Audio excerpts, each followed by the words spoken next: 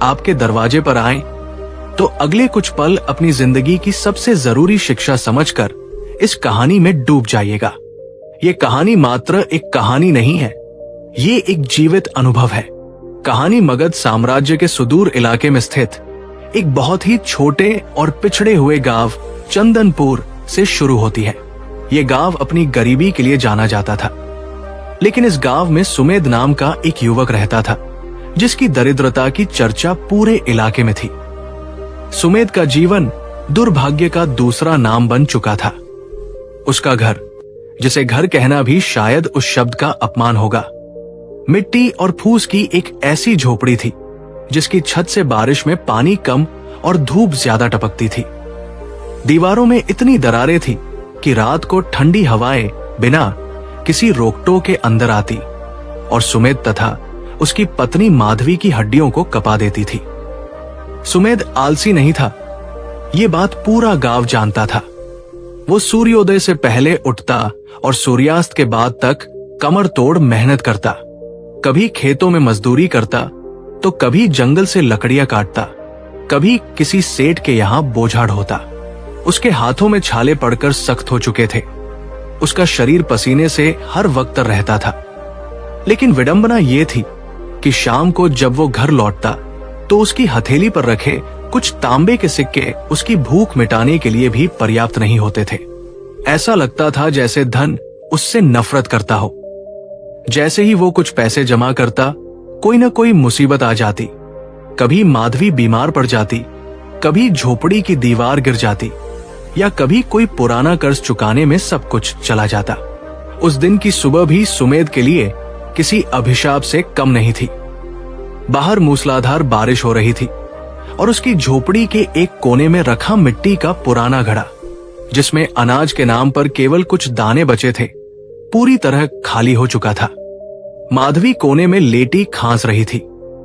उसकी खांसी की आवाज सुमेध के दिल पर हथौड़े की तरह बज रही थी। उसने अपनी पत्नी को देखा। वो समय से पहले ही बूढ़ी लगने लगी थी। उसकी आंखों के नीचे काले गड्ढे बन गए थे और शरीर हड्डियों का ढांचा मात्र रह गया था। सुमेध की आंखों में आंसू आ गए, लेकिन वो रो नहीं सकता था, क्योंकि एक पुरुष की लाचारी जब आंसुओं में बदलती है तो वो उसके स्वाभिमान की मृत्यु होती है। वो उठा और बाहर की ओर देखा। आकाश में काले बादल छाए थे, बिल्कुल वैसे ही जैसे उसके जीवन में। वो बड़बड़ाया, हे ईश्वर, आखिर मेरा अपराध क्या है? मैं चोरी नहीं करता, मैं झूठ नहीं बोलता, मैं किसी का हक नहीं मारता, फिर ये सजा क्यों? क्यों मेरे घर में लक्ष्मी का वास नहीं होता? क्यों दरिद्रता का साया मेरे पीछे पड़ा है? सुमेध इसी हताशा में अपने माथे को पकड़कर बैठा ही था कि तभी उसने बाहर गली में कुछ हलचल सुनी। बारिश थोड़ी धीमी हुई थी। उसने देखा कि गांव के कुछ लोग बड़े उत्साह से जंगल की ओर जाने वाले रास्ते की तरफ भाग रहे हैं। उसने एक पड़ोसी को रोका जिसका नाम दीनू था। सुमेध ने पूछा, भाई दीनू, ये सब लोग कहां भागे जा रहे हैं? क्या कहीं कुछ बन रहा है? दीनू ने रुकते हुए अपनी सांस संभाली और कहा, अरे सुमेध, क्या तुम्हें नहीं पता? पास के वन में उस पुराने बरगद के पेड़ के नीचे स्वयं भगवान बुद्ध अपने भिक्षु संघ के साथ पधारे हैं। लोग कह रहे हैं कि उनके मुखमंडल पर ऐसा तेज है कि उसे देखने मात्र से ही मन के सारे दुख दूर हो जाते हैं। और सुना है कि उनके पास जीवन के हर कष्ट का निवारण है, चाहे वो मन का हो या धन का। धन का नाम सुनते ही सुमेध के कानों में जैसे बिजली कौंध गई, लेकिन अगले ही पल उसका तर्कवादी मन जाग उठा। उसने सोचा, एक सन्यासी जिसने खुद राजमहल का त्याग कर दिया, जिसने सोने चांदी के बर्तनों को छोड़कर मिट्टी का पात्र अपना लिया, वो मुझे धन कमाने का क्या तरीका बताएगा? ये सब व्यर्थ है। उसने दीनू का हाथ छोड़ दिया और वापस अपनी झोपड़ी में जाने लगा। तभी पीछे से माधवी की कमजोर आवाज आई। वो दरवाजे की चौखट पकड़कर खड़ी थी। उसने कहा, सुमेध, जाओ, मेरे लिए न सही, अपनी आत्मा की शांति के लिए जाओ। मैंने सुना है कि बुद्ध के पास जो भी जाता है वो खाली हाथ नहीं लौटता। शायद हमारे दुर्भाग्य का ताला उनकी वाणी से खुल जाए। पत्नी की आंखों में जो उम्मीद की किरण थी, उसने सुमेध के पैरों को रुकने पर मजबूर कर दिया। उसके पास खोने के लिए वैसे भी कुछ नहीं था। उसने एक गहरी सांस ली, अपने फटे हुए अंगोछे को कंधे पर डाला और भीड़ के पीछे पीछे वन की ओर चल पड़ा। रास्ता कीचड़ से भरा था, कटीली झाड़ियां पैरों को छलनी कर रही थी, लेकिन सुमेध के कदम नहीं रुके। उसके मन में एक ही प्रश्न गूंज रहा था, क्या सच में मेरा भाग्य बदल सकता है? जब वो वन के उस हिस्से में पहुंचा तो वहां का दृश्य देखकर वो ठिठक गया। वहां सैकड़ों लोग थे, लेकिन अजीब सी खामोशी छाई हुई थी। न कोई शोर, न कोई धक्का मुक्की। एक विशाल बरगद के पेड़ के नीचे एक वेदी बनी थी और उस पर भगवान बुद्ध विराजमान थे। सुमेध ने अपने जीवन में ऐसा दृश्य कभी नहीं देखा था। बुद्ध की आंखें बंद थी, वे ध्यान मग्न थे, लेकिन उनके चेहरे से शांति और करुणा की ऐसी किरणें निकल रही थी कि वहां मौजूद हर व्यक्ति खुद को सम्मोहित सा महसूस कर रहा था। हवा भी जैसे थम गई थी, पक्षियों का कलरव भी धीमा हो गया था। सुमेध धीरे धीरे आगे बढ़ा और भीड़ के एक कोने में जाकर बैठ गया। उसका मन अभी भी अशांत था। वो अपनी गरीबी के बारे में सोच रहा था, अपनी बीमार पत्नी के बारे में सोच रहा था। कुछ समय बाद बुद्ध ने अपनी आंखें खोली। उनकी दृष्टि भीड़ पर पड़ी और ऐसा लगा जैसे उन्होंने एक ही नजर में सबके भीतर झांक लिया हो। उनकी नजर सुमेध पर आकर कुछ पल के लिए रुकी। सुमेध का शरीर कांप उठा। उसे लगा जैसे बुद्ध ने उसकी आत्मा की नग्नता देख ली हो। उसकी दरिद्रता, उसका क्रोध, उसकी निराशा, सब कुछ उन शांत आंखों के सामने खुल गया था। सत्संग शुरू हुआ, लेकिन सुमेध का ध्यान शब्दों पर नहीं था। वो तो बस एक मौके की तलाश में था कि कब वो अपनी व्यथा भगवान के सामने रख सके। जब प्रवचन समाप्त हुआ और लोग जाने लगे, तो सुमेध अपनी जगह से नहीं हिला। वो वही बैठा रहा, सिर झुकाए। जब भीड़ छंट गई तो बुद्ध के एक शिष्य आनंद ने सुमेध के कंधे पर हाथ रखा और पूछा, वत्स, तुम क्यों नहीं गए? क्या तुम किसी कष्ट में हो? सुमेध ने सिर उठाया। उसकी आंखों से आंसुओं की धारा बह निकली। वो दौड़कर बुद्ध के चरणों में गिर पड़ा। उसका गला रुंध गया था। उसने कहा, तथागत, मैं बहुत दुखी हूं। लोग कहते हैं कि कर्मों का फल मिलता है, लेकिन मैं तो अच्छे कर्म करता हूं, फिर मुझे ये गरीबी क्यों मिली? मैं मेहनत करता हूं, पसीना बहाता हूं, फिर भी मेरे घर में अन्न का एक दाना नहीं टिकता। मेरी पत्नी बीमार है, मेरा घर टूट रहा है। क्या धनवान होना पाप है? और अगर नहीं, तो लक्ष्मी मुझसे क्यों रूठी है? कृपया मुझे कोई रास्ता दिखाएं, नहीं तो मैं आज अपने प्राण त्याग दूंगा। बुद्ध ने सुमेध के सिर पर अपना हाथ रखा। उस स्पर्श में एक अद्भुत शीतलता थी, जिसने सुमेध के जलते हुए मन को तुरंत शांत कर दिया। बुद्ध मुस्कुराए और बोले, सुमेध, उठो। धनवान होना कोई पाप नहीं है। दरिद्रता बाहर नहीं, तुम्हारे भीतर है। तुम जिस दुर्भाग्य को कोस रहे हो, उसका निर्माण तुम स्वयं हर सुबह करते हो। सुमेध हैरान रह गया। उसने पूछा, मैं अपना दुर्भाग्य कैसे बना सकता हूं भगवान? मैं तो हर सुबह उठकर काम पर जाने की सोचता हूं। बुद्ध ने उसे अपने पास बैठाया और कहा, ध्यान से सुनो सुमेध। मनुष्य का जीवन उसकी आदतों का दर्पण है। ब्रह्मांड ऊर्जा का एक खेल है। तुम हर सुबह उठकर अनजाने में कुछ ऐसी गलतियां करते हो जो तुम्हारे घर की ऊर्जा को दूषित कर देती है और लक्ष्मी को तुम्हारे द्वार से लौटा देती है। आज मैं तुम्हें वे 17 कर्म या सूत्र बताऊंगा, जिन्हें यदि तुमने अपनी दिनचर्या में ढाल लिया तो तुम्हें धन के पीछे नहीं भागना होगा, धन तुम्हारे पीछे आएगा। ये एक विज्ञान है, इसे ब्रह्मा संहिता कहते हैं। लेकिन याद रखना, ये ज्ञान सुनने में सरल है, पर इसका पालन करना तपस्या के समान है। क्या तुम तैयार हो? सुमेध ने हाथ जोड़कर कहा, भगवान, मैं हर तपस्या के लिए तैयार हूं। आप मुझे बस मार्ग दिखाएं। बुद्ध ने गंभीर स्वर में कहना शुरू किया, सुमेध, दिन की शुरुआत सूर्योदय से नहीं होती। दिन की शुरुआत तुम्हारे जागने के क्षण से होती है। मैं तुम्हें आज पहले कुछ सूत्र बताता हूं, इन्हें ध्यान से अपने अंतर्मन में उतार लो। पहला सूत्र, ब्रह्म मुहूर्त और ऊर्जा का जागरण।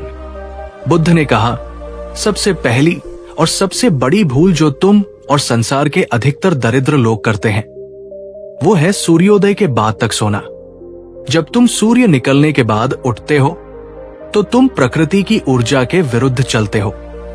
धन और समृद्धि की देवी उषा भोर के समय विचरण करती है। तुम्हें ब्रह्म मुहूर्त में यानी सूर्योदय से लगभग 1.5 घंटा पहले उठना होगा। ये वो समय है जब ब्रह्मांड की चेतना सबसे उच्च स्तर पर होती है। इस समय उठने मात्र से तुम्हारा शरीर ब्रह्मांडीय ऊर्जा को ग्रहण करने के लिए तैयार हो जाता है। जो देर से उठता है उसका भाग्य भी सोता रह जाता है। दूसरा सूत्र, स्वर विज्ञान और पहली सांस का रहस्य।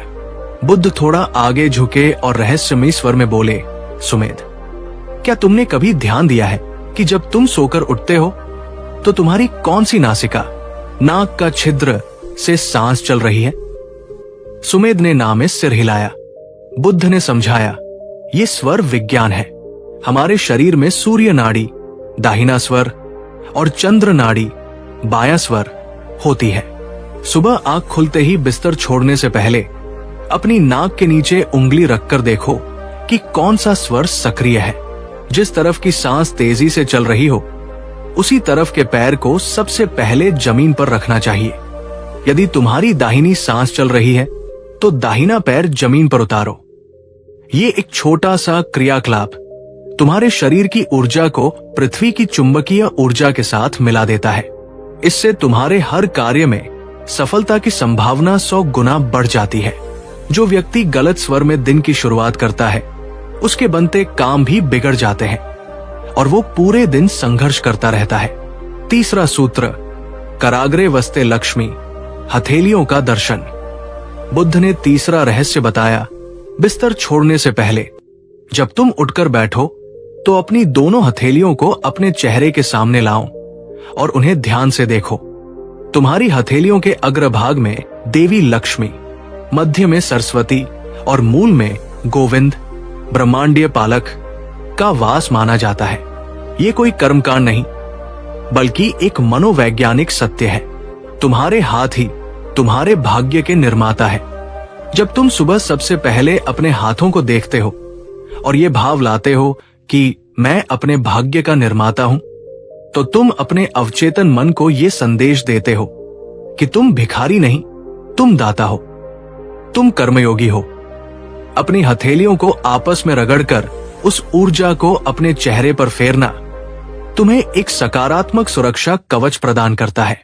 सुमेध इन बातों को बहुत ध्यान से सुन रहा था। ये बातें उसे बहुत अजीब लग रही थी क्योंकि उसने सोचा था कि बुद्ध उसे कोई मंत्र देंगे या कहीं गड़ा हुआ खजाना बताएंगे, लेकिन ये तो सांस लेने और हाथ देखने की बात कर रहे थे। उसके मन में शंका उठी, भगवान, क्या केवल सांस देखने और हाथ देखने से मेरा खाली मटका भर जाएगा? बुद्ध ने उसकी शंका को भांप लिया और कहा, सुमेध, बीज को देखकर कभी नहीं लगता कि उसमें विशाल वृक्ष छिपा है। ये सूत्र बीज है, इन्हें बो, फल की चिंता मत करो। अभी तो मैंने तुम्हें केवल शरीर को तैयार करना सिखाया है। अब मन और कर्म की बात सुनो जो सबसे महत्वपूर्ण है। चौथा सूत्र, धन्यवाद का महामंत्र, ग्रैटिट्यूड। बिस्तर से उतरते ही धरती मां को स्पर्श करो और क्षमा मांगो कि तुम उन पर पैर रख रहे हो, और फिर अपने घर की हर उस वस्तु को धन्यवाद दो जो तुम्हारे पास है। सुमेध, तुम अपनी गरीबी का रोना रोते हो, इसीलिए तुम गरीब हो। प्रकृति का नियम है, जो तुम महसूस करते हो वही तुम आकर्षित करते हो। अगर तुम अभाव महसूस करोगे तो अभाव बढ़ेगा। सुबह उठते ही उन चीजों के लिए आभार व्यक्त करो जो तुम्हारे पास है। तुम्हारी सांसें, तुम्हारी पत्नी का साथ, तुम्हारे ऊपर छत, चाहे वो टूटी ही क्यों न हो। जब तुम धन्यवाद के भाव से भर जाते हो तो तुम ब्रह्मांड के खजाने की चाबी घुमा देते हो एक कृतज्ञ हृदय ही संपदा को आकर्षित कर सकता है। एक शिकायत करने वाला मन हमेशा दरिद्र ही रहेगा। 5वां सूत्र, जल की ऊर्जा और संकल्प। बुद्ध ने आगे कहा, स्नान आदि से निवृत्त होकर सूर्य को जल अर्पित करना केवल पूजा नहीं है। जल में याददाश्त होती है। जब तुम तांबे के पात्र से जल गिराते हो और सूर्य की किरणों को उस जल की धारा में से देखते हो तो तुम्हारी आंखों की ज्योति और शरीर का तेज बढ़ता है। लेकिन इसमें एक गुप्त रहस्य है, संकल्प। जल देते समय तुम्हें अपने मन में एक स्पष्ट संकल्प लेना होगा। ये नहीं कि मुझे पैसा चाहिए, बल्कि ये कि मैं आज जो भी कार्य करूंगा पूर्ण ईमानदारी और सेवा भाव से करूंगा और मैं अपने श्रम का उचित मूल्य स्वीकार करता हूं। अस्पष्ट इच्छाएं कभी पूरी नहीं होती। ब्रह्मांड को स्पष्ट आदेश देना सीखो। सुमेध ने इन 5 सूत्रों को अपनी गांठ में बांध लिया। बुद्ध ने कहा, सुमेध, अभी 12 सूत्र और बाकी है जो तुम्हें तुम्हारे आचरण, तुम्हारे भोजन, तुम्हारे व्यवहार और तुम्हारे सोने के तरीके के बारे में बताएंगे। लेकिन एक साथ इतना ज्ञान तुम संभाल नहीं पाओगे। पहले जाओ और इन 5 सूत्रों का 7 दिनों तक कड़ाई से पालन करो। याद रखना, परीक्षा जरूर होगी। जब तुम सत्य की राह पर चलोगे तो माया तुम्हें रोकने की कोशिश करेगी। तुम्हारा धैर्य टूटेगा, तुम्हारा विश्वास डगमगाएगा। लेकिन अगर तुम डिगे नहीं तो 8वें दिन मेरे पास आना। मैं तुम्हें धन आकर्षण का अगला और सबसे गुप्त चरण बताऊंगा। सुमेध ने बुद्ध के चरणों में सिर झुकाया। उसका मन अब शंकाओं से मुक्त था। उसे समझ आ गया था कि अब तक वो केवल बाहर भटक रहा था। असली खजाना तो दिनचर्या और आदतों में छिपा है। वो एक नए जोश के साथ अपने घर लौटा। अगली सुबह अभी तारे आकाश में टिमटिमा ही रहे थे कि सुमेध की आंख खुल गई। उसका शरीर और मन अपनी पुरानी आदत के अनुसार और सोने के लिए मचल रहा था। बाहर ठंड थी। रजाई की गर्माहट उसे रोक रही थी। तभी उसे बुद्ध के शब्द याद आए, जो देर से उठता है उसका भाग्य सोता रह जाता है। सुमेध ने झटके से रजाई हटाई। वो उठकर बैठा। उसने अपनी नाक के नीचे उंगली लगाई। उसका बायां स्वर चंद्र नाड़ी चल रहा था। बुद्ध के आदेशानुसार उसने अपना बायां पैर जमीन पर रखा। उसने अपनी हथेलियों को देखा और मन ही मन कहा, हे ईश्वर, इन हाथों को शक्ति दो कि ये मेरे परिवार का भाग्य बदल सके। उसने धरती को स्पर्श किया। ये सब करते हुए उसे बहुत अजीब लग रहा था। उसकी पत्नी माधवी जागी और उसे अंधेरे में बड़बड़ाते देख बोली, क्या हुआ? पागल हो गए हो क्या? इतनी रात गए किससे बातें कर रहे हो? सो जाओ, सुबह मजदूरी पर भी जाना है। सुमेध ने कोई जवाब नहीं दिया। वो उठा, बाहर गया, ठंडे पानी से स्नान किया। ठंड से उसके दांत बज रहे थे, लेकिन उसके भीतर एक नई आग जल रही थी। उसने सूर्योदय की प्रतीक्षा की और जैसे ही सूर्य की पहली किरण दिखी, उसने जल अर्पित किया और संकल्प लिया, आज मैं जो भी करूंगा पूरे होश में करूंगा। पहला दिन बहुत कठिन बीता। उसे काम नहीं मिला। वो भूखा रहा। दूसरा दिन और भी बुरा था। उसे काम तो मिला, लेकिन सेठ ने मजदूरी देने से मना कर दिया और गालियां देकर भगा दिया। सुमेध का खून खौल उठा। वो सेठ को मारना चाहता था, लेकिन तभी उसे धन्यवाद वाला सूत्र याद आया। उसने मन को शांत किया और घर लौटते समय रास्ते में खिले हुए एक फूल को देखकर ईश्वर को धन्यवाद दिया कि कम से कम उसके पास देखने के लिए आंखें तो है। तीसरे दिन, चौथे दिन, 5वें दिन संघर्ष जारी रहा। घर में खाने को कुछ नहीं था। माधवी अब उसे ताने मारने लगी थी, तुम्हारे बुद्ध के चक्कर में हम भूखे मर जाएंगे। ये हाथ देखने और सांस गिनने से रोटियां नहीं आती। सुमेध का विश्वास हिलने लगा था। क्या वो सच में पागलपन कर रहा है? क्या बुद्ध ने उसे बहलाने के लिए ये सब कहा था? लेकिन उसने 7 दिन का वचन दिया था। छठा दिन आया। उस दिन सुमेध ने सुबह के सारे नियम पूरे किए और जंगल की ओर लकड़ियां काटने चल दिया। दोपहर हो चुकी थी। पसीने से लथपथ सुमेध अपनी कुल्हाड़ी चला रहा था कि तभी उसे झाड़ियों के पीछे से करहाने की आवाज आई। वो सतर्क हो गया। उसने जाकर देखा तो एक बहुत ही वृद्ध और शाही वेशभूषा वाला व्यापारी जमीन पर पड़ा तड़प रहा था। उसके कपड़े कीमती थे, लेकिन फटे हुए थे, जैसे किसी जंगली जानवर या डाकुओं ने हमला किया हो। उसका गला सूख चुका था। वो पानी पानी चिल्ला रहा था। सुमेध के पास उसकी छागल, पानी की थैली में केवल 2 घूंट पानी बचा था और उसे खुद बहुत प्यास लगी थी। उसका मन हुआ कि वो वहां से भाग जाए। ये व्यापारी है, जरूर इसके पास धन होगा, लेकिन अगर डाकू आसपास हुए तो? और ये पानी तो मेरे लिए है। तभी उसे बुद्ध का संकल्प याद आया, सेवा भाव। सुमेध ने एक पल नहीं सोचा। वो उस व्यापारी के पास गया, उसका सिर अपनी गोद में रखा और वो बचा हुआ सारा पानी उसके मुंह में डाल दिया। व्यापारी ने पानी पिया और अपनी आंखें खोली। उसने सुमेध को देखा, लेकिन कुछ बोल नहीं पाया। वो बहुत कमजोर था। सुमेध ने उसे अपनी पीठ पर लादा, जो कि उसके दुबले पतले शरीर के लिए बहुत भारी था, और उसे लेकर गांव की ओर चल पड़ा। मीलों चलने के बाद वो उसे अपनी झोपड़ी में लाया। माधवी ये देखकर चिल्लाई, ये कौन है? हमारे पास खुद खाने को नहीं है और तुम एक और मुसीबत उठा लाए। सुमेध ने कहा, माधवी, ये अतिथि है। बुद्ध कहते हैं अतिथि में ईश्वर होता है। सुमेध ने अपनी पत्नी के हिस्से की बची हुई सूखी रोटी उस व्यापारी को खिला दी। उस रात सुमेध और माधवी भूखे सोए। अगली सुबह यानी 7वें दिन जब सुमेध सोकर उठा नियमों का पालन करते हुए, तो उसने देखा कि वो व्यापारी वहां नहीं था। सुमेध घबरा गया। क्या वो चला गया? तभी उसकी नजर अपनी झोपड़ी के उस कोने पर पड़ी जहां वो व्यापारी लेटा था। वहां एक मखमली पोटली रखी थी जिस पर शाही मोहर लगी थी। सुमेध का दिल जोर जोर से धड़कने लगा। उसने कांपते हाथों से पोटली उठाई। वो बहुत भारी थी। उसने डोरी खोली और अंदर का दृश्य देखकर उसकी आंखें फटी की फटी रह गई। वो पोटली सोने की मुद्राओं और कीमती रत्न जवाहरात से भरी थी। इतना धन उसने अपनी 7 पुश्तों में नहीं देखा था। साथ में एक पत्र भी था। सुमेध ने पत्र पढ़ा। उसमें लिखा था, मैं मगध का राजकोषाध्यक्ष रॉयल ट्रेजरर हूं। डाकुओं ने मुझे लूट लिया था और मुझे मरने के लिए छोड़ दिया था।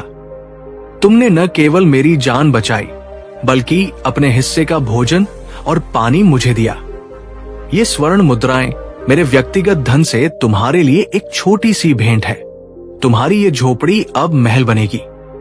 माधवी खुशी से पागल हो गई। वो मुद्राओं को चूमने लगी। सुमेध, देखो बुद्ध का चमत्कार। हम अमीर हो गए। अब हमें कभी काम नहीं करना पड़ेगा। सुमेध भी खुशी से भर गया।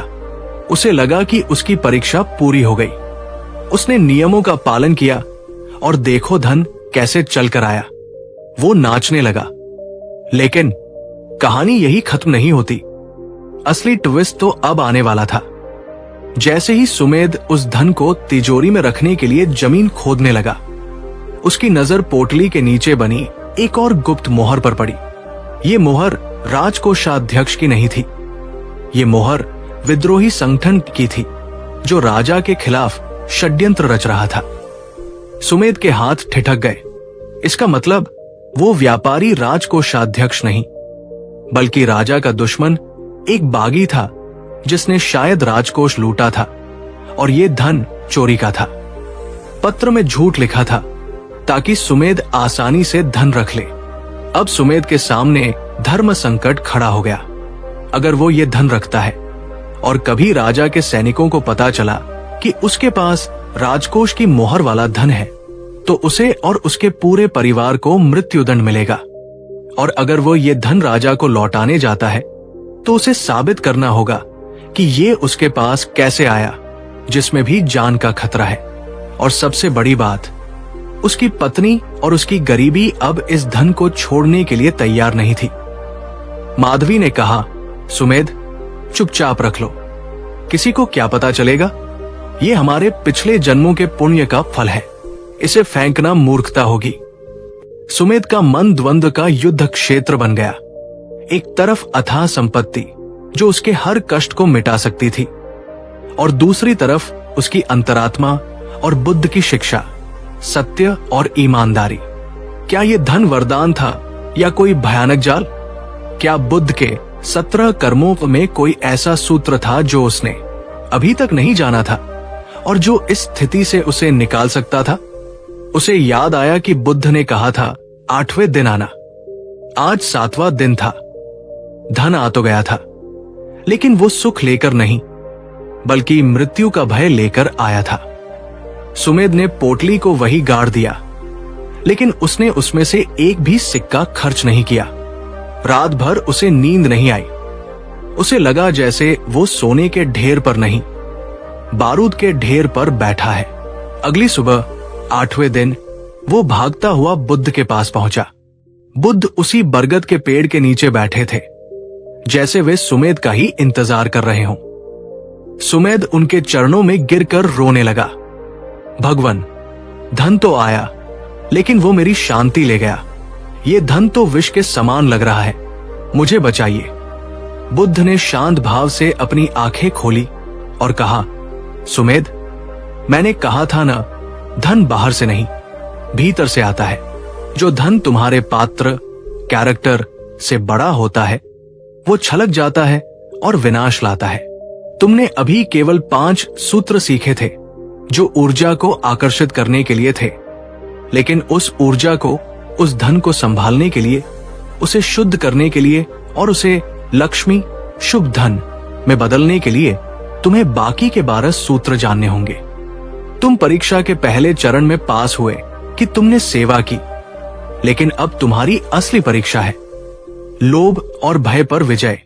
बुद्ध ने गंभीर होकर कहा, उस पोटली को लेकर क्या करना है, ये जानने से पहले तुम्हें सुबह का 6ठा सूत्र जानना होगा, जो है त्याग और शुद्धि का विज्ञान।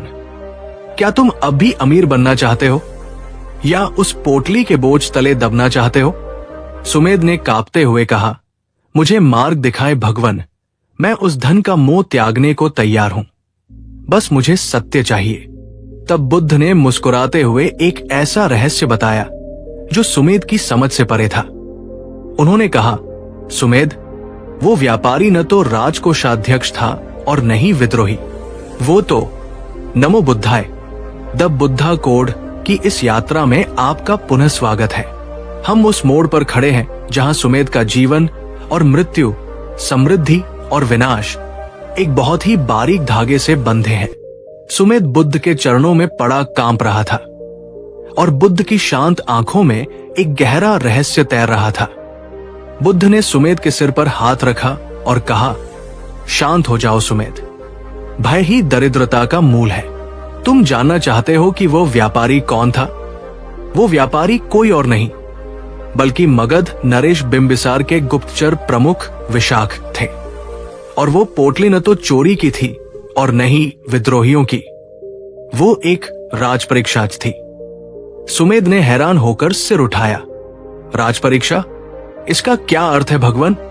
बुद्ध ने मुस्कुराते हुए समझाया, मगध को एक ऐसे कोषाध्यक्ष की आवश्यकता है जो न केवल गणित में निपुण हो, बल्कि जिसका चरित्र सोने से भी शुद्ध हो। विशाख भेष बदलकर पूरे राज्य में घूम रहे थे, संकट का नाटक कर रहे थे, ये देखने के लिए कि कौन अपनी रोटी का टुकड़ा एक अजनबी को देता है। सैकड़ों लोग उनके पास से गुजरे, किसी ने उन्हें लात मारी, किसी ने अनदेखा किया। केवल तुमने अपनी चरम गरीबी में भी उन्हें अपना जल और भोजन दिया। वो मोहर विद्रोहियों की नहीं थी, वो गुप्तचर विभाग की विशेष मोहर थी, जिसे केवल राजा और उनके खास मंत्री पहचानते हैं। लेकिन सुमेध, अभी उत्सव मनाने का समय नहीं है। ये धन एक परीक्षा है। राजा के सैनिक कभी भी तुम्हारे पास आ सकते हैं। यदि तुमने उस धन का उपयोग अपने भोगविलास के लिए किया होता तो अब तक तुम बंदी बना लिए जाते, लेकिन तुमने उसे गाड़ दिया और मेरे पास आए। यही तुम्हारी विजय की पहली सीढ़ी है। सुमेध का गला सूख गया। तो अब मैं क्या करूं भगवान? क्या मैं वो धन राजा को लौटा दूं? नहीं, बुद्ध ने दृढ़ता से कहा, धन को लौटाना तुम्हारी ईमानदारी होगी, लेकिन धन को संभालना तुम्हारी योग्यता होगी। तुम्हें अभी ब्रह्मा संहिता के शेष सूत्र सीखने होंगे। यदि तुम बिना तैयारी के राजा के सामने गए तो तुम्हारे भीतर का भय तुम्हें अपराधी सिद्ध कर देगा। राजा तुम्हारी आंखों में सत्य देखना चाहेंगे, और सत्य केवल तब दिखता है जब मन शांत हो। अब ध्यान से सुनो सुमेध, ये जीवन और मृत्यु का प्रश्न है। मैं तुम्हें छठा सूत्र दे रहा हूं, शुद्धि और स्थान का सम्मान। बुद्ध ने कहा, सुमेध, तुमने धन को जमीन में गाड़ दिया क्योंकि तुम उससे डरते थे।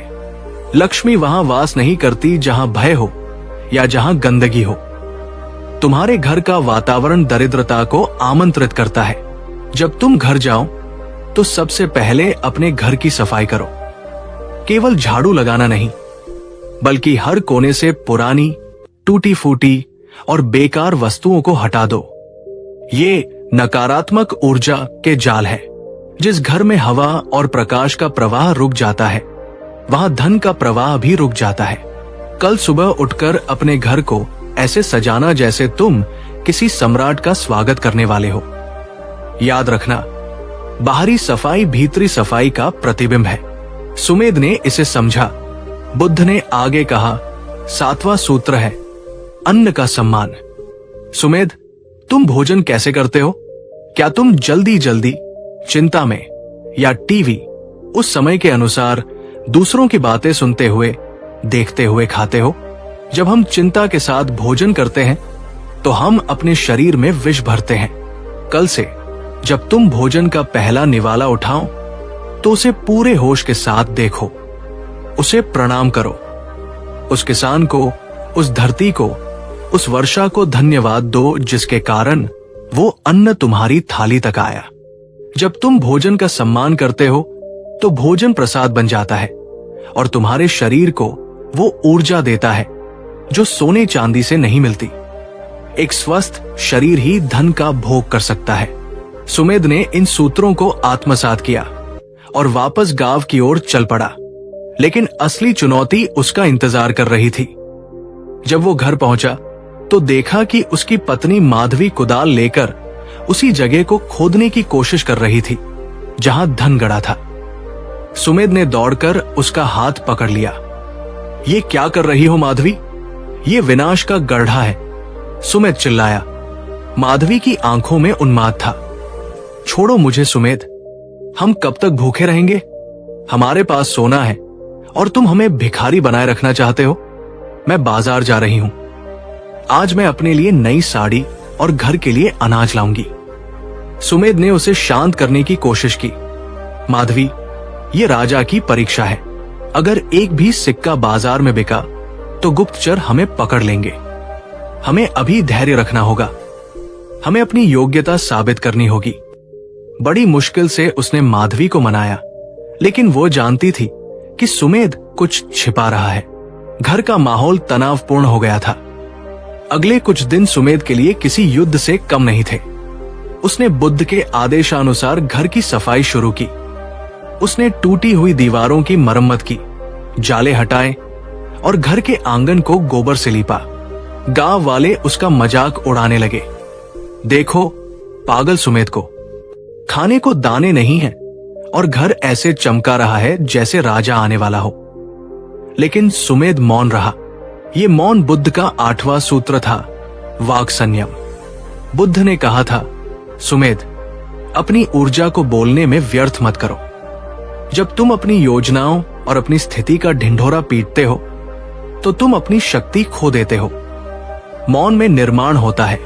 अपनी दरिद्रता की चर्चा किसी से मत करो, नहीं अपनी संभावित समृद्धि की। बस अपना कर्म करो। सुमेध ने किसी को जवाब नहीं दिया। उसने अपनी वाणी में मिठास घोली। जो भी उसके पास आता वो उससे प्रेम से मिलता। धीरे धीरे उसके घर की ऊर्जा बदलने लगी। जहां पहले सीलन और अंधेरा था, अब वहां एक अजीब सी ताजगी थी। तभी एक दिन एक घटना घटी जिसने सुमेध के धैर्य की अंतिम परीक्षा ली। गांव का महाजन, साहूकार, जिससे सुमेध ने पुराना कर्ज लिया था, अपने लठैतों के साथ आ धमका। वो चिल्लाया, सुमेध, सुना है तू आजकल साधु बन गया है, मेरा कर्ज कब चुकाएगा?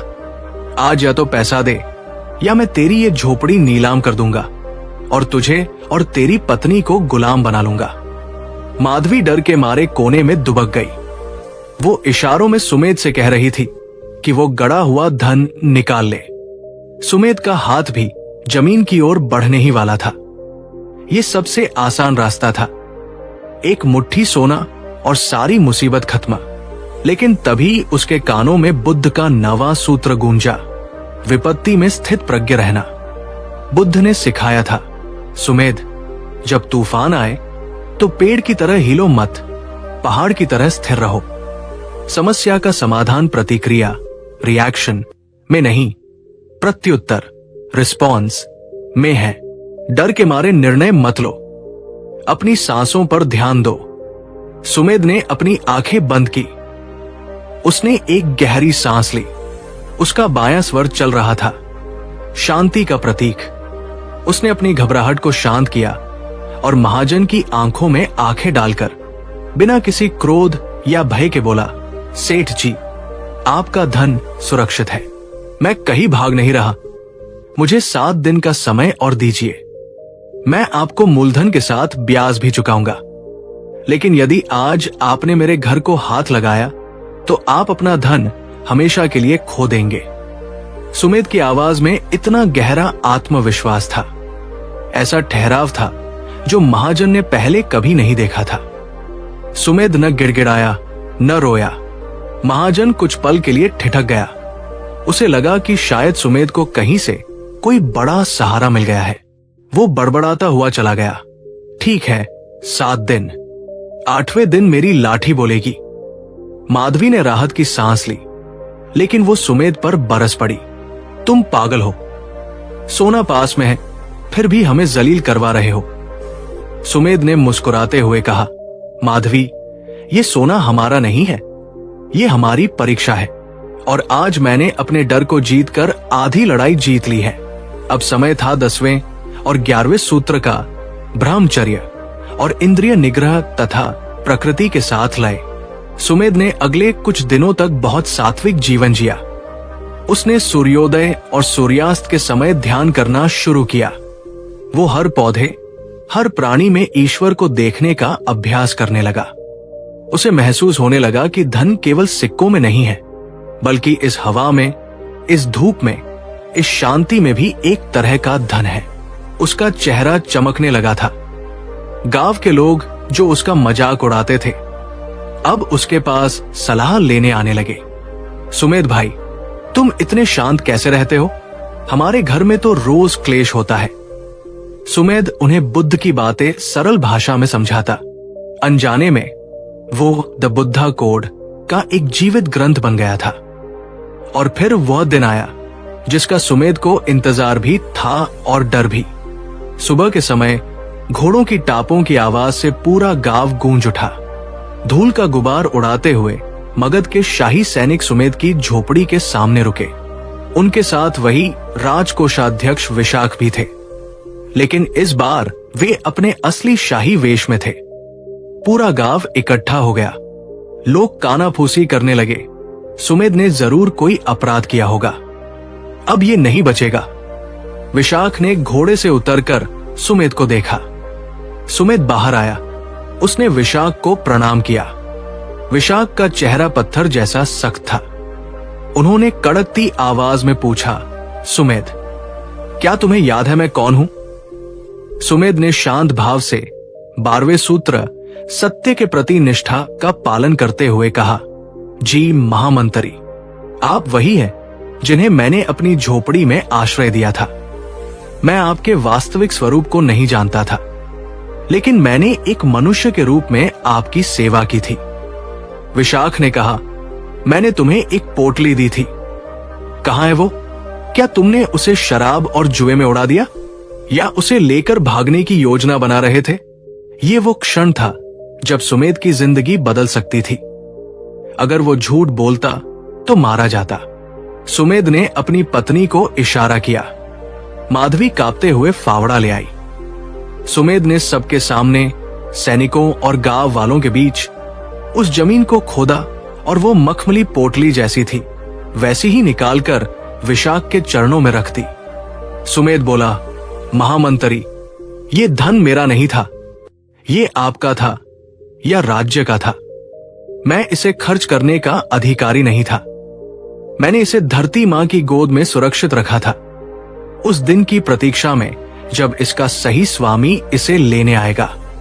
इसमें से एक भी सिक्का कम नहीं है। भीड़ में सन्नाटा छा गया। महाजन जो भीड़ में खड़ा था उसका मुंह खुला का खुला रह गया। एक गरीब भूखा आदमी जिसके पास करोड़ों की संपत्ति थी, उसने उसे हाथ तक नहीं लगाया। विशाख के चेहरे की कठोरता पिघल गई। उन्होंने एक जोरदार ठहाका लगाया और सुमेध को गले लगा लिया।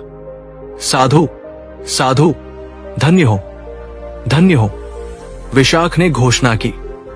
मैंने मगध के बड़े बड़े सेठों और सामंतों की परीक्षा ली, लेकिन वे सब लोभ में फंस गए। केवल तुम, सुमेध, इस परीक्षा में उत्तीर्ण हुए। ये पोटली अब तुम्हारी है।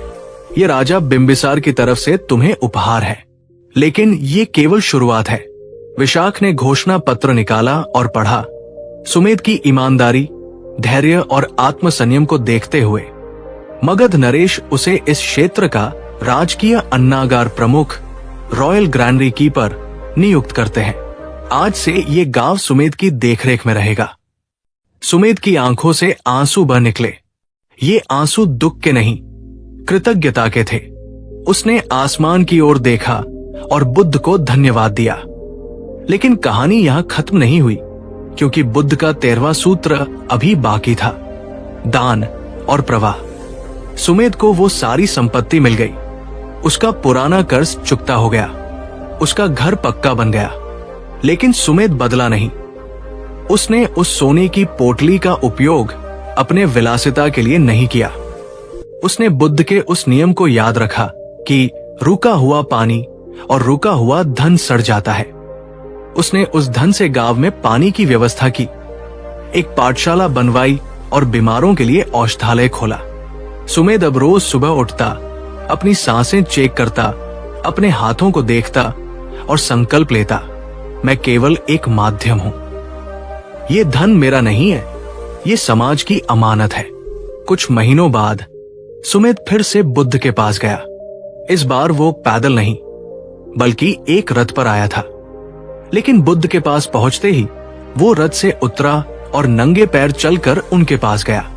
उसने अपने कीमती वस्त्र उतारे और साधारण कपड़ों में बुद्ध के सामने बैठा। उसने कहा, तथागत, आपकी कृपा से मुझे सब कुछ मिल गया, लेकिन मुझे एक बात समझ नहीं आई। आपने कहा था 17 सूत्र हैं, लेकिन मैंने तो अभी तक केवल 13 से 14 का ही पालन किया है। बाकी सूत्र क्या है? बुद्ध हंसे और बोले, सुमेध, तुमने अनजाने में उन सबका पालन कर लिया है। 14वां सूत्र था अनासक्ति, डिटैचमेंट। जब तुम सोने की पोटली पर बैठे थे लेकिन उसे अपना नहीं मानते थे, वही अनासक्ति थी। 15वां सूत्र था क्षमा। तुमने उस महाजन को क्षमा कर दिया जिसने तुम्हें अपमानित किया था, और आज वो तुम्हारा मित्र है। 16वां सूत्र था वर्तमान में जीना। तुमने भविष्य की चिंता छोड़कर हर पल को जिया। और 17वां और अंतिम सूत्र है सुमेध, शून्यता में पूर्णता। सुमेध ने पूछा, ये क्या है भगवान?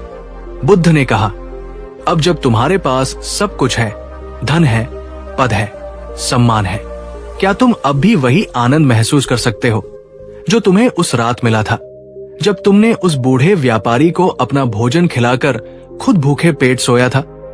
सुमेध ने आंखें बंद की और उस पल को याद किया। एक सिहरन उसके शरीर में दौड़ गई। उसने कहा, हां भगवान, वो आनंद इस सोने के ढेर से कहीं ज्यादा गहरा था। बुद्ध मुस्कुराए। यही 17वां सूत्र है, ये जानना कि असली आनंद होने में नहीं, देने में है। जिस दिन तुम ये समझ जाते हो कि तुम और ये ब्रह्मांड अलग नहीं है, उस दिन तुम बुद्ध हो जाते हो। धन तो बस एक ऊर्जा है जो तुम्हारे पीछे पीछे चलती है ताकि तुम उससे दुनिया को सुंदर बना सको। जाओ सुमेध, अपना जीवन एक उत्सव की तरह जियो। द बुद्धा कोड अब तुम्हारे भीतर है। सुमेध वापस लौटा, लेकिन अब वो केवल एक अमीर आदमी नहीं था, वो एक रोशनी की मशाल बन गया था। उसने लोगों को सिखाया कि सुबह उठने का तरीका कैसे उनकी किस्मत बदल सकता है। उसने लोगों को सिखाया कि गरीबी जेब में नहीं, सोच में होती है। और मगध के उस छोटे से गांव चंदनपुर की काया पलट हो गई। वहां कोई गरीब नहीं रहा, क्योंकि वहां हर व्यक्ति ने देने का सुख जान लिया था। दोस्तों, सुमेध की यह कहानी हमें बताती है कि हम सब अपने जीवन में उस सोने की पोटली के ऊपर बैठे हैं, लेकिन हम उसे देख नहीं पाते क्योंकि हमारी नजरें दूसरों की थाली पर या अपनी समस्याओं पर टिकी है। क्या आप भी अपनी सुबह को बदलना चाहते हैं? क्या आप भी उन 17 सूत्रों को अपने जीवन में उतारना चाहते हैं? एक बार फिर दोहराते हैं वो मुख्य बातें जो आपको कल सुबह से करनी है। ब्रह्मा मुहूर्त में उठना, जब दुनिया सो रही हो तब जागो। सांसों की जांच, स्वर विज्ञान अपनी ऊर्जा को पहचानो। हथेलियों का दर्शन, अपने भाग्य निर्माता खुद बनो। आभार, ग्रैटिट्यूड जो है उसके लिए धन्यवाद दो। देने का संकल्प, दिन की शुरुआत लेने की सोच से नहीं, देने की सोच से करो। शुद्धि, अपने आसपास की सफाई। अन्न का सम्मान, होशपूर्वक भोजन। याद रखिएगा, सुमेध को धन तब नहीं मिला जब उसने मांगा, उसे धन तब मिला जब वो उस धन के योग्य बना। ब्रह्मांड आपको वो नहीं देता जो आप चाहते हैं, ब्रह्मांड आपको वह देता है जो आप है। तो अपने आप को बदलिए, अपनी सुबह को बदलिए और देखिए कैसे आपकी 7 पीढ़ियों का भाग्य बदलता है। ये यात्रा यही समाप्त नहीं होती। जीवन रहस्यों का एक अनंत महासागर है। बुद्ध के पास केवल धन के ही नहीं, बल्कि मानवीय रिश्तों, प्रेम और कर्मों के ऐसे गहरे रहस्य थे जो आज के विज्ञान से भी परे हैं। सुमेध की कहानी तो बस एक शुरुआत थी। क्या आप जानते हैं कि आपके बोले गए शब्द न केवल आपका वर्तमान बनाते हैं, बल्कि वे आपके अगले जन्म का नक्शा भी तैयार करते हैं। अगली बार हम एक ऐसी कहानी लेकर आएंगे जो आपके रोंगटे खड़े कर देगी। एक ऐसी कहानी जो बताएगी कि कैसे एक राजा के बोले गए एक शब्द ने उसके पूरे साम्राज्य को राख कर दिया और कैसे एक साधारण भिक्षु की चुप्पी ने उस साम्राज्य को फिर से खड़ा किया। हम जानेंगे कर्म ध्वनि का रहस्य। तो तैयार रहिएगा, क्योंकि अगला वीडियो आपके जीवन के उस हिस्से को छूने वाला है जिसे आपने शायद आज तक अनदेखा किया है। तब तक के लिए अपनी सुबह सुधारिए, अपना जीवन सुधारिए। नमो बुद्धाय। द बुद्धा कोड में आपका एक बार फिर स्वागत है। पिछली बार आपने जाना था कि सुबह की पहली सांस और दिनचर्या कैसे धन को आकर्षित करती है, लेकिन आज हम उस गहरे समुद्र में गोता लगाने जा रहे हैं जिसकी गहराई नापने में इंसान की पूरी उम्र बीत जाती है। क्या आपने कभी सोचा है कि आपके मुंह से निकला हुआ एक शब्द, बस एक शब्द, आपके जीवन को स्वर्ग बना सकता है या उसे नर्क की आग में झोंक सकता है?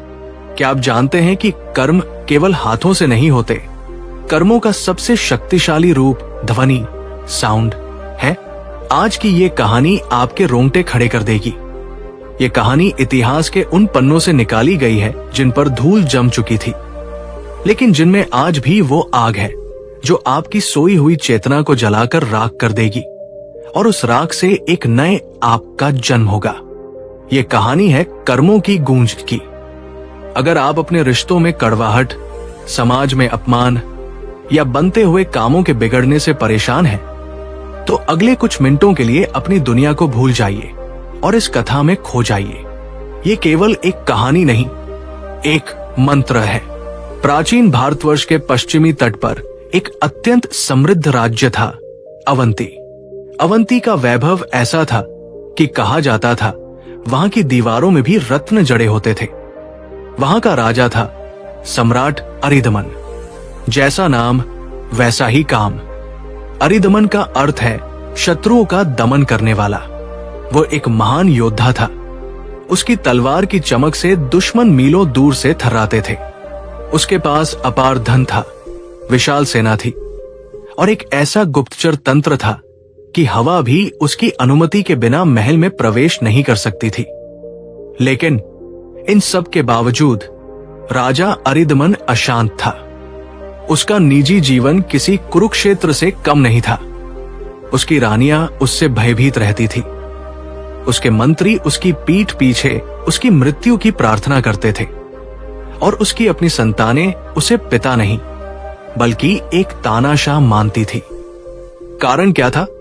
कारण था अरिदमन की जिह्वा, जुबान। अरिदमन को लगता था कि वो राजा है, इसलिए उसे कुछ भी बोलने का अधिकार है। वो क्रोध में आकर अपने सबसे वफादार सेनापति को भरी सभा में कायर कह देता, कभी अपनी महारानी के चरित्र पर कटाक्ष कर देता, तो कभी संतों और भिक्षुओं का अपमान ये कहकर कर देता कि तुम्हारी झोली मेरे टुकड़ों पर पलती है। उसे अपनी वाणी की शक्ति पर घमंड था। उसे लगता था कि उसकी कड़कती हुई आवाज ही उसकी ताकत है। लेकिन वो ये नहीं जानता था कि ब्रह्मांड का एक नियम है, ध्वनि कभी मरती नहीं। जो शब्द एक बार होठों से निकल गया वो ब्रह्मांड में घूमता रहता है, शक्ति बटोरता है और फिर सही समय आने पर अपने बोलने वाले के पास लौट कर आता है, कई गुना ताकतवर होकर। कहानी उस काली रात से शुरू होती है जब अवंती के भाग्य का सूरज डूबने वाला था। अरिदमन अपने कक्ष में मदिरा का सेवन कर रहा था। तभी द्वारपाल ने सूचना दी कि पड़ोसी राज्य कलिंग से एक शांति दूत आया है। कलिंग एक छोटा लेकिन स्वाभिमानी राज्य था। अरिदमन ने नशे में चूर होकर दूत को अंदर बुलाया। दूत ने विनम्रता से कहा, महाराज, हमारे राजा चाहते हैं कि हम युद्ध के बजाय व्यापारिक संधि कर लें। इससे दोनों राज्यों का भला होगा। अरिदमन जोर से हंसा। उसकी हंसी में अहंकार का विष था। उसने दूत के चेहरे पर मदिरा का प्याला फेंकते हुए कहा, जाओ अपने उस भिखारी राजा से कहो कि शेर कुत्तों के साथ संधियां नहीं करता। कलिंग की औकात मेरे घोड़ों की लीद साफ करने की है। मैं कल ही अपनी सेना लेकर आऊंगा और तुम्हारे राजा का सिर अपनी दीवार पर सजाऊंगा। और इतना ही नहीं, अरिदमन ने उस दूत के बाल मुंडवाकर उसे गधे पर बैठाकर राज्य से बाहर निकाल दिया। ये अरिदमन के जीवन की सबसे बड़ी भूल थी। उसने सोचा था कि ये केवल एक अपमान है, लेकिन असल में उसने अपनी मृत्यु के दस्तावेज पर हस्ताक्षर कर दिए थे। वो दूत कोई साधारण व्यक्ति नहीं था। वो कलिंग के राजा का छोटा भाई और एक सिद्ध तांत्रिक था, जिसने भेष बदलकर संधि का प्रस्ताव रखा था। उसने जाते समय अरिदमन को कोई श्राप नहीं दिया, बस एक वाक्य बोला, राजन, शब्द जब सीमा लांघते हैं तो वे शस्त्र बन जाते हैं। तुमने आज जो ध्वनि ब्रह्मांड में छोड़ी है वो गूंज बनकर लौटेगी। तैयार रहना। अरिदमन हंसा और सो गया, लेकिन ब्रह्मांड नहीं सोया। अगले ही दिन अरिदमन ने कलिंग पर चढ़ाई कर दी। उसे लगा कि वो एक दिन में जीत जाएगा, लेकिन युद्ध के मैदान में कुछ अजीब हुआ। जैसे ही अरिदमन ने आक्रमण का आदेश देने के लिए अपना मुंह खोला, उसकी आवाज नहीं निकली। उसका गला जैसे किसी ने दबा दिया हो। वो चिल्लाना चाहता था, लेकिन उसके मुंह से केवल हवा निकली। सेना में खलबली मच गई। राजा का मौन देखकर सैनिकों को लगा कि राजा डर गया है या कोई अशुभ संकेत है। उधर कलिंग की सेना, जो छोटी थी लेकिन प्रतिशोध की आग में जल रही थी, वे भूखे भेड़ियों की तरह टूट पड़े। अरिदमन के अपने ही सेनापति, जिन्हें उसने वर्षों तक जलील किया था, युद्ध के बीच में ही अपनी तलवारें फेंककर किनारे हो गए।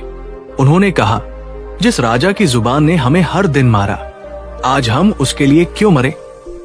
देखते ही देखते विशाल अवंती की सेना ताश के पत्तों की तरह बिखर गई। अरिदमन को बंदी बना लिया गया। उसे जंजीरों में जकड़कर उसी दूत, जो अब अपने असली रूप में था, के सामने पेश किया गया। कलिंग के राजा ने अरिदमन की हत्या नहीं की, उन्होंने उससे भी बुरा किया। उन्होंने अरिदमन की जीभ नहीं काटी, बल्कि उसे एक आदेश दिया। उन्होंने कहा, अरिदमन, तुम्हें अपनी वाणी पर बहुत घमंड था। जाओ, मैं तुम्हें जीवन दान देता हूं, लेकिन शर्त यह है कि तुम आज से अवंती में नहीं रहोगे। तुम एक भिखारी की तरह रहोगे, और जब तक तुम वाणी के सत्य को नहीं पा लेते, तुम अपना नाम किसी को नहीं बता सकोगे। रातों रात सम्राट अरिदमन एक भिखारी बन गया। फटे कपड़े, नंगे पैर और धूल भरा चेहरा। जिस नगर में उसका हुक्म चलता था, वहीं के लोग उसे धक्के मारकर निकाल रहे थे। वो चिल्लाकर कहना चाहता था, मैं तुम्हारा राजा हूं, लेकिन डर और शर्म ने उसका गला चोक कर दिया था। वो भागते भागते घने जंगलों में चला गया। भूख, प्यास और जंगली जानवरों का डर। कल तक जो मखमल पर सोता था, आज वो पत्थरों पर लेटा था। अरिदमन के मन में प्रतिशोध की आग जल रही थी। वो सोच रहा था, मैं वापस आऊंगा, मैं सबको मार डालूंगा, मैं फिर से सेना बनाऊंगा। वो जंगल में पेड़ों पर चिल्लाता, गालियां देता, अपनी किस्मत को कोसता, लेकिन जंगल शांत था। उसकी गालियां पेड़ों से टकराकर उसी के कानों में वापस आती थी।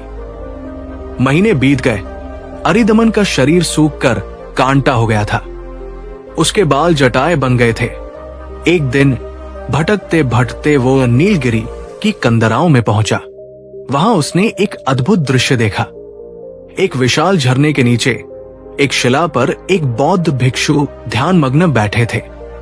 पानी का शोर इतना तेज था कि पास खड़े व्यक्ति की आवाज भी सुनाई न दे, लेकिन उस भिक्षु के चेहरे पर एक ऐसी शांति थी जैसे वो किसी और ही दुनिया में हो।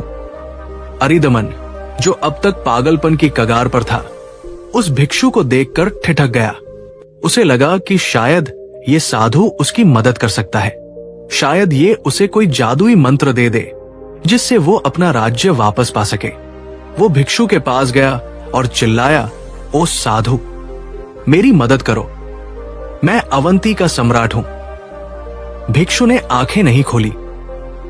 अरिदमन ने और जोर से चिल्लाया। उसने भिक्षु को हिलाने की कोशिश की, लेकिन भिक्षु चट्टान की तरह स्थिर थे। अरिदमन थककर वहीं बैठ गया। उसे बहुत गुस्सा आ रहा था, लेकिन भूख ने उसे तोड़ दिया था। उसने देखा कि भिक्षु के पास कुछ फल रखे थे। उसने बिना पूछे फल उठाए और खा लिए। भिक्षु ने तब भी कुछ नहीं कहा। यह सिलसिला कई दिनों तक चला। अरिदमन रोज आता, भिक्षु के सामने अपनी व्यथा रोता, गालियां देता, भीख मांगता, और भिक्षु मौन रहते। धीरे धीरे अरिदमन का गला चिल्ला चिल्लाकर बैठ गया। उसके पास बोलने के लिए शब्द खत्म हो गए, और जब शब्द खत्म हुए तब पहली बार उसे झरने की आवाज सुनाई दी। उसने सुना कि झरने का पानी गिरते हुए एक संगीत पैदा कर रहा है। उसने हवा की सरसराहट सुनी, उसने पक्षियों का कलरव सुना, और सबसे बड़ी बात, उसने अपने भीतर की धड़कन सुनी। एक सुबह जब अरिदमन भिक्षु के पास बैठा था, तो भिक्षु ने अचानक अपनी आंखें खोली। उनकी आंखें इतनी गहरी थी जैसे ब्रह्मांड का सारा रहस्य उनमें समाया हो। भिक्षु ने अरिदमन की ओर देखा और पहली बार बोले। उनकी आवाज बहुत धीमी थी, लेकिन वो झरने के शोर को चीरती हुई सीधे अरिदमन के हृदय में उतरी। भिक्षु ने कहा, तुम तब तक सम्राट नहीं बन सकते जब तक तुम अपनी ही आवाज के गुलाम हो।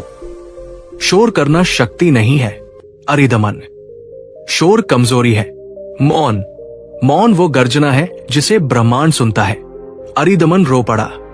वो भिक्षु के चरणों में गिर गया। मुझे मार्ग दिखाए मुनिवर, मैंने सब कुछ खो दिया है। मेरी वाणी ने मेरा विनाश कर दिया। भिक्षु, जिनका नाम महास्थविर भार्गव था, उन्होंने अरिदमन को उठाया और कहा, तुम्हारे शब्द व्यर्थ नहीं गए, वे वापस आए हैं। तुमने जो अपमान बोया था, वो अपमान की फसल बनकर तुम्हें मिला। अब यदि तुम अपना राज्य और उससे भी बढ़कर अपनी आत्मा को वापस पाना चाहते हो, तो तुम्हें वाक सिद्धि, पावर ऑफ स्पीच की साधना करनी होगी। अरिदमन ने पूछा, ये क्या है? भिक्षु भार्गव ने कहा, अगले 1 वर्ष तक तुम्हें महामौन का पालन करना होगा। एक शब्द भी नहीं, न होठों से और न ही मन से। तुम्हें केवल सुनना है प्रकृति को और अपने भीतर के कोलाहल को। अरिदमन के पास कोई विकल्प नहीं था।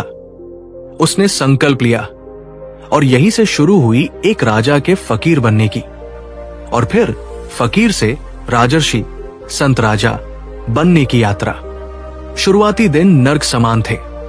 अरिदमन का मन अंदर ही अंदर बड़बड़ाता रहता। उसे पुरानी बातें याद आती, उसे गुस्सा आता, उसे अपने अपमान याद आते। कई बार उसका मन होता कि वो जोर से चीखे, लेकिन वो भिक्षु के चेहरे को देखता और रुक जाता। भिक्षु उसे छोटे छोटे काम देते, गुफा की सफाई करना, लकड़ियां बीनना और झरने के पानी को घंटों तक निहारना। 3 महीने बीते। अरिदमन के मन का शोर कम होने लगा। अब उसे पुरानी बातों पर गुस्सा नहीं, बल्कि हंसी आती थी। उसे एहसास होने लगा कि उसका अहंकार कितना थोथा था। 6 महीने बीते। अरिदमन को अब शब्दों की जरूरत महसूस नहीं होती थी। उसे पता चला कि वो पक्षियों की भाषा समझ सकता है। वो पेड़ों के कंपन को महसूस कर सकता है। जब वो चलता तो सूखे पत्ते भी शोर नहीं करते थे। उसके भीतर एक अद्भुत ऊर्जा का संचार होने लगा। उसकी आंखों में एक तेज आ गया जो पहले कभी नहीं था। 9 महीने बीते। अरिदमन अब भिक्षु भार्गव के साथ ध्यान में बैठता। बिना बोले दोनों घंटों संवाद करते। अरिदमन को समझ आ गया कि विचार भी एक ध्वनि है। जब हम किसी के बारे में बुरा सोचते हैं तो हम एक अदृश्य ध्वनि तरंग, साउंड वेव छोड़ते हैं जो उस व्यक्ति तक पहुंचती है और फिर हमारे पास लौटती है। उसने अपने मन को इतना शुद्ध कर लिया कि अब उसके भीतर केवल करुणा के विचार उठते थे। और फिर 1 वर्ष पूरा हुआ। उस दिन पूर्णिमा की रात थी। भिक्षु भार्गव ने अरिदमन को बुलाया। अरिदमन का चेहरा अब बदल चुका था। उसमें राजसी अकड़ नहीं, बल्कि एक बच्चे जैसी मासूमियत और एक योगी जैसा तेज था। भिक्षु ने कहा, अरिदमन, तुम्हारा मौन पूरा हुआ। आज तुम्हें अपनी वाणी का पहला प्रयोग करना है, लेकिन याद रखना, अब तुम्हारी वाणी साधारण नहीं है। तुमने 1 वर्ष तक ऊर्जा को अपनी कंठ में संग्रहित किया है। अब तुम्हारे मुख से निकला हुआ हर शब्द ब्रह्म वाक्य होगा। जो तुम कहोगे वो घटित होगा। यही वाक सिद्धि है। लेकिन इसका उपयोग कैसे करना है, ये तुम्हारी असली परीक्षा है। अरिदमन ने हाथ जोड़कर प्रणाम किया। उसने अपना मुंह खोला, लेकिन कोई शब्द नहीं निकला। उसकी आंखों से केवल कृतज्ञता के आंसू बहे। उसने मौन में ही अपना पहला शब्द कहा, धन्यवाद। तभी जंगल में हलचल हुई। घोड़ों की टापें और तलवारों की खनखनाहट सुनाई दी। अरिदमन चौकन्ना हो गया। उसने देखा कि जंगल के रास्ते से अवंती के कुछ बागी सैनिक और गुप्तचर वहां आ पहुंचे थे। उन्होंने अरिदमन को ढूंढ निकाला था, लेकिन वे उसे बचाने नहीं, मारने आए थे। उनका नेतृत्व अरिदमन का पुराना मंत्री कालकेतु कर रहा था, जिसने कलिंग के राजा के साथ गद्दारी की थी और अब अरिदमन का सिर काटकर खुद राजा बनना चाहता था। कालकेतु ने अरिदमन को साधु के वेश में देखा और हंसा। देखो, महान सम्राट अरिदमन चूहे की तरह बिल में छिपा है। सैनिकों, इसका सिर काट लो। आज अवंती की गद्दी मेरी होगी। भिक्षु भार्गव शांत बैठे रहे। उन्होंने अरिदमन की ओर देखा। उनकी आंखें कह रही थी, आज तलवार मत उठाना, आज अपनी तपस्या उठाना। अरिदमन धीरे से उठा। उसके पास कोई हथियार नहीं था। उसके सामने 50 सशस्त्र सैनिक थे। कालकेतु ने तलवार तान रखी थी। अरिदमन आगे बढ़ा। उसकी चाल में शेर जैसी बेफिक्री थी। वो कालकेतु की आंखों में आंखें डालकर खड़ा हो गया। कालकेतु चिल्लाया, मारो इसे, लेकिन कोई सैनिक नहीं हिला। अरिदमन की आंखों से निकलती हुई शांति ने उन्हें जकड़ लिया था। अरिदमन ने 1 वर्ष बाद पहली बार पूरी चेतना और प्राणशक्ति के साथ अपना मुंह खोला। उसने चिल्लाया नहीं, उसने फुसफुसाया नहीं, उसने एक गहरी गूंजती हुई आवाज में कहा, अशांति का अंत हो। ये शब्द मात्र शब्द नहीं थे, ये नाद ब्रह्मा थे। अरिदमन के कंठ से निकली ये ध्वनि तरंग किसी अदृश्य विस्फोट की तरह चारों ओर फैल गई। सैनिकों के हाथों से तलवारें छूटकर गिर गई। कालकेतु, जो क्रोध में जल रहा था, उसे लगा जैसे किसी ने उसके भीतर बर्फ का पहाड़ रख दिया हो। उसका शरीर कांपने लगा। उसे अचानक अपने जीवन के सारे पाप याद आने लगे। उसे अपना बचपन, अपनी मां और अपनी मासूमियत याद आ गई। वो घुटनों के बल गिर पड़ा और फूट फूट कर रोने लगा। युद्ध नहीं हुआ, रक्त की एक बूंद नहीं गिरी, केवल एक वाक्य जो पूर्ण मौन और सत्य की कोख से जन्मा था। उसने 50 हत्यारों के हृदय परिवर्तित कर दिए। ये थी कर्मों की गूंज। पहले अरिदमन की वाणी ने युद्ध भड़काया था, आज उसी की वाणी ने युद्ध रोक दिया। कालकेतु और सैनिक अरिदमन के चरणों में गिर पड़े। हमें क्षमा करें महाराज, हम भटक गए थे। अवंती आपकी प्रतीक्षा कर रही है।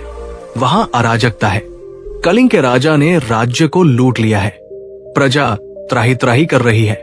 वापस चलिए। अरिदमन ने भिक्षु भार्गव की ओर देखा। भिक्षु ने मुस्कुराते हुए विदा दी। जाओ राजन, अब तुम अरिदमन, शत्रुओं का दमन करने वाला नहीं हो। आज से तुम अमित्रजीत, शत्रुता को जीतने वाला हो। जाओ और अपने राज्य को प्रेम से जीतो। अरिदमन अवंती लौटा, लेकिन वो रथ पर बैठकर नहीं, पैदल आया।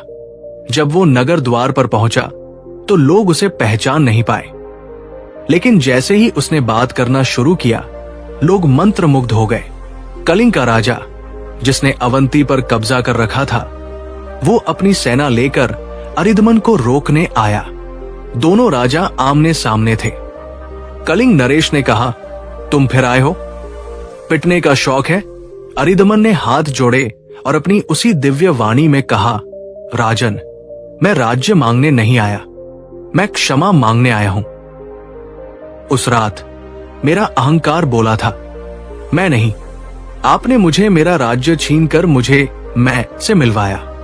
आप मेरे गुरु हैं, ये राज्य आपका है, मैं बस इसका सेवक बनकर रहना चाहता हूं। अरिदमन के शब्दों में इतना सत्य और कंपन, वाइब्रेशन था कि कलिंग नरेश की आंखों से आंसू आ गए। उन्होंने तलवार फेंक दी और अरिदमन को गले लगा लिया। उन्होंने कहा, जिस राजा के पास ऐसी वाणी हो, उसे राज्य की क्या, तीनों लोकों की आवश्यकता नहीं है। लो अपना राज्य, मैंने तो बस तुम्हें सबक सिखाने के लिए इस पर कब्जा किया था। अरिदमन पुनः राजा बना, लेकिन अब अवंती बदल चुका था। अब वहां के दरबार में कोई ऊंचा नहीं बोलता था। राजा ने नियम बनाया कि सत्य, प्रिय और हितकारी, सत्या, प्रिया, हितकारी ही बोला जाएगा। अवंती का स्वर्ण युग शुरू हुआ। दोस्तों, अरिदमन की कहानी हमें एक बहुत गहरा विज्ञान समझाती है, जिसे आधुनिक विज्ञान भी अब लॉ ऑफ वाइब्रेशन या साइमैटिक्स के रूप में मान रहा है। बुद्ध कहते हैं, वाचा अनुरक्षति, अपनी वाणी की रक्षा करो। आइए इस कहानी से हम द बुद्धा कोड के 5 नए और गुप्त सूत्र निकालते हैं, जो आज से, अभी से आपके जीवन को बदल सकते हैं। ध्यान से सुनिएगा, क्योंकि ये ज्ञान दुर्लभ है। 1. वाक उपवास, साइलेंस फास्टिंग। जैसे शरीर की शुद्धि के लिए भोजन का उपवास जरूरी है, वैसे ही भाग्य की शुद्धि के लिए वाणी का उपवास जरूरी है। सप्ताह में कम से कम 1 दिन या दिन में कम से कम 2 घंटे पूर्ण मौन का पालन करें। इस दौरान न बोले, न मोबाइल देखें, न लिखें, बस रहें। यह आपकी ऊर्जा को लीक होने से बचाएगा और आपकी बातों में वजन, ग्रविथास लाएगा। 2. 3 द्वारों का सिद्धांत, द 3 गेट्स। अरिदमन ने सीखा कि कुछ भी बोलने से पहले उसे 3 द्वारों से गुजरना चाहिए। क्या ये सत्य है? क्या ये आवश्यक है? क्या ये दयालुता